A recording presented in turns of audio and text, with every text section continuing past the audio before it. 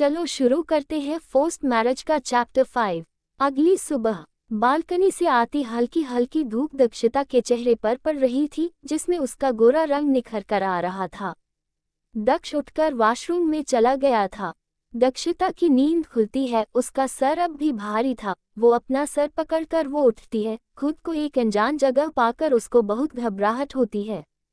उसे याद आता है कि वो सड़क पर बेहोश हो गई थी। उसके बाद उसके साथ क्या हुआ क्या नहीं उसे कुछ याद नहीं। उसका ध्यान जमीन पर पड़े अपने कपड़ों पर जाकर जाता है और पास में पड़े दक्ष के कपड़ों पर और फिर अपने बदन पर किसी मर्द के कपड़ों को देखकर रात को उसके साथ क्या हुआ ये वो खुद ही सोच लेती है।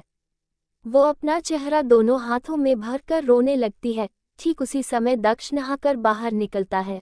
उसने केवल पैंट पहनी हुई थी, शर्ट नहीं। उसकी नज़र दक्षिता पर पड़ती है जो रो रही थी। वो उसके पास जाकर बोला, क्या हुआ है, रो क्यों रही हो? दक्षिता चेहरा उठाकर उसकी तरफ देखती है और दक्ष को देखकर उसे उसकी रात की हरकतें याद आ जाती है। उसे लगता है कि दक्ष ने उसके साथ दक्ष उसके थोड़ा और पास जाकर तुम ठीक हो। दक्षिता ने गुस्से से उसके गाल पर एक चांटा रख देती है। दक्ष के हाथों की मुठियां कस जाती है। दक्षिता बोली, शर्म नहीं आए आपको? जिसकी इज्जत बचाई उसी के साथ ही छी। आपने धोखा किया है। दक्ष उसकी बातों का मतलब समझ जाता है। दक्षिता, मेरे बेहोश होने का फायदा? उसकी बात बीच में ही रह जाती है। दक्ष भी उसको जोर से एक थप्पड़ मारता है।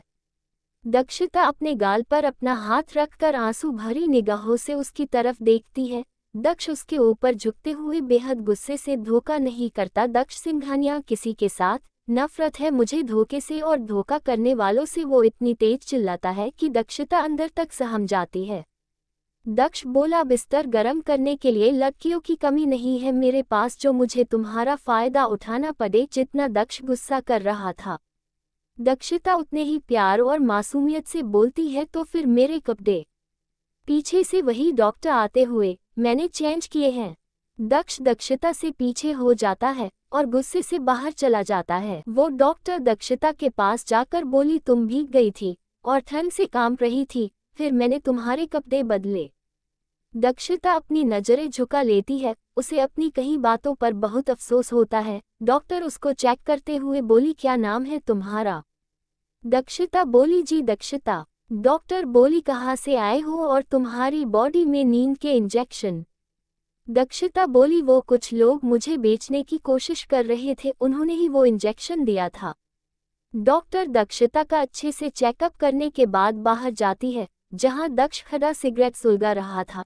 डॉक्टर बोली, देखिए उन्हें होश तो आ गया है, लेकिन अभी वो फिजिकली और मेंटली बहुत वीक है। सबसे पहले तो उन्हें कुछ खिलाए, जूस वगैरह, और उसके बाद ही दवाई दीजिए। ओके, अब मैं चलती हूँ।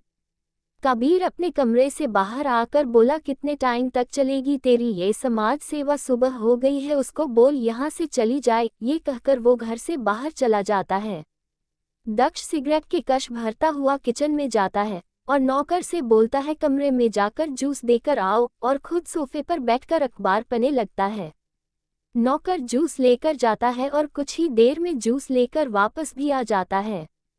दक्ष की नज़र जूस के गिलास पर पड़ती है तो वो बोलता है, ये जूस वापस क्यों लाए हो? नौकर बोला, वो साहब उन्होंने पीने से मना कर दिया। दक्षिता का मना करना ही काफ़ी था। दक्ष के गुस्से को हवा देने के लिए वो उठता है और जूस लेकर खुद दक्षिता के पास जाता है। दक्षिता अभी भी बिस्तर पर लेटी थी। दक्ष को देखकर वो उठकर बैठ जाती है। दक्ष उसके सामने जूस का गिलास करते हुए बोला, इसे पियो।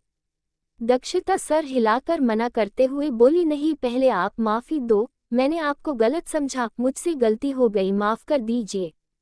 दक्षिता उसकी मासूमियत में खोता जा रहा था, लेकिन जल्दी ही वो अपने ख्यालों से बाहर आकर जूस का गिलास जबरदस्ती दक्षिता के होंठों से लगा देता है और तब तक नहीं हटाता जब तक कि जूस खत्म ना हो जाए। सारा जूस पिलाने के बाद वो बाहर जाने लगता है। दक्षिता जल्दी से उठकर उसका हाथ पकड़ लेती है। दक्ष पीछे मुड़कर देखता है। दक्षिता, माफ़ कर दीजिए ना प्लीज़, गलती हो गई। अगर आप माफ़ नहीं करेंगे तो मैं भी खुद को माफ़ नहीं कर पाऊंगी। वो अपने कपड़े आपके कपड़ों के साथ गिरे हुए देखे तो दक्ष कुछ नहीं बोलता, बस एकटक दक्षिता का चेहरा देख रहा था। दक्षिता आस भरी निगाहों से उसकी तरफ देख रही थी। वो फिर से बोलती है, अच्छा मैं कान पढ़कर उठक बैठक करो। ये कहकर वो अपने दोनों कान पकड़कर उठक बैठक करने लग जाती है और साथ साथ प्लीज जब तक आप मुझे माफ नहीं करेंगे मुझे चैन नहीं आएगा। दक्ष का ध्यान उसके गाल पर जाता है जहां उसने चांटा मारा था। उसका गाल लाल हो गया था और दक्ष की उंगलियों के निशान छप गए थे। दक्ष उसे कंधे से पकड़कर रुको और आराम करो ये कहकर वो वहां से जाने लगता है। पीछे से दक्षिता बोली तो आपने मुझे माफ कर दिया ना। दक्ष बिना उसकी तरफ देखे बाहर चला जाता है। दक्षिता का चेहरा लटक जाता है, वो चेहरा लटका कर वहीं बैठ जाती है। दक्ष घर से बाहर चला जाता है, तभी कबीर वापस आता है। वो अपने कमरे की तरफ बने लगता है कि उसकी नज़र दक्ष के कमरे में बैठी दक्षिता पर पड़ती है। उसके कदम उसकी तरफ बढ़ जाते हैं। दक्षिता उसे नहीं जानती थी, किसी अनजान को देखकर वो घबरा जाती है और एकदम से बोलती है आप। कबीर बोला रिलैक्स, मैं दक्ष का भाई हूँ जो तुम्हें यहाँ लेकर आया। दक्षिता मन ही मन में बोली ओह तो उनका नाम दक्ष है। कबीर बोला अच्छा लग रहा है ना।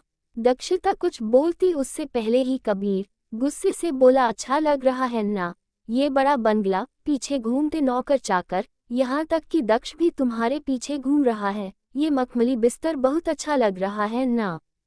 दक्षिता हैरानी से उसकी तरफ देखती है। कबीर बोला तुम्हारी झूठी कहानी पर दक्ष विश्वास कर सकता है, मैं नहीं, मैं तुम जैसी लड़कियों को अच्छे से जानता हूँ। पैसों के लिए आए हो ना तुम यहाँ पर, या फिर किसी और मकसद से। दक्षिता की आंखों में आंसू आ जाते हैं। कबीर उसकी तरफ देखकर बोला बंद करो अपना ये नाटक। वो एक ब्लैंक चेक साइन करके उसके मुंह पर मारता है, ये लो और यहाँ से दफा हो जाओ, जितना पैसा चाहिए इसमें भर लें, लेकिन तुम्हारी ये शक्ल मुझे यहाँ दिखनी नहीं चाहिए, गेट आउट। ये कहकर वो अपने कमरे में चला जाता है। दक्षिता जमीन पर गिरा हुआ चेक उठाती है और उसे टेबल पर रख देती है। इसके बाद वो जमीन पर पड़े अपने कपड़े उठाती है जो अब काफी हद तक सूख गए थे। वो बाथरूम में जाकर कपड़े बदलती है और दक्ष के वापस आने से पहले ही वहां से चली जाती है। आज के लिए इतना ही, मिलते हैं कल अगले चैप्टर के साथ। आज का चैप्टर कैसा लगा कमेंट बॉक्स में जरूर बताएं। अगर स्टोरी अच्छी लगे तो प्लीज चैनल को सब्सक्राइब करें।